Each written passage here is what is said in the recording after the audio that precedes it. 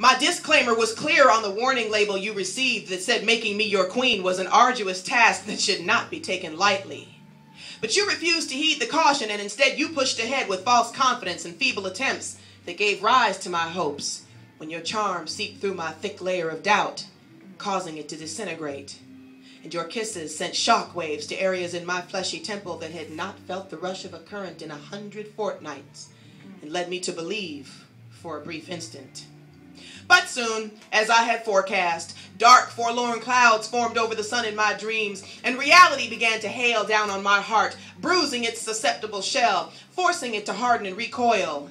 As you began to falter with bustling vigor, unable to maintain your stance, ascending the mountain of righteousness you so clearly spoke hastily about being adept to scale. Albeit none to my surprise, warning labels still firmly in place. As the truth of my words became your lies, and you plummeted from the mountain, not the top, because you were so far from it. And I returned, withered heart in hand, to my permanent residence in the town of Square One. Part 2, Chapter 0. I really don't know how many more times I'm going to keep getting on this tired-ass mental ride.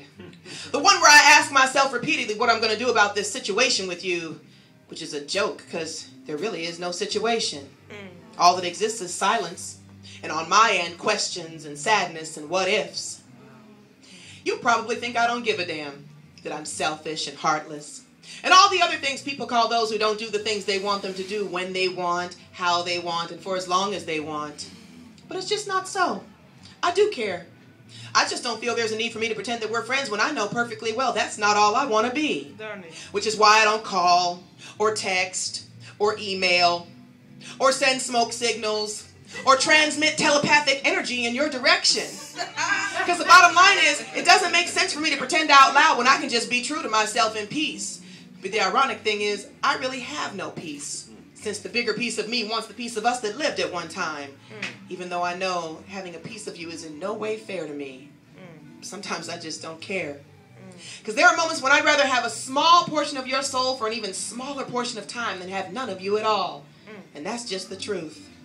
And speaking of truth, I often wonder what yours is, and if it matches mine. And if there's any way we can ever be on the same page where together we can form a complete sentence, then build to a paragraph, then on to a full chapter.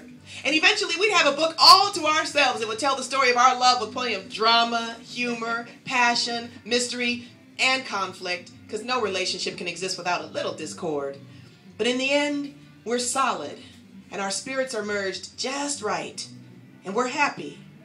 And I don't have to endure this treacherous mind jerk of a voyage that keeps me reading a book about us that probably will never get written.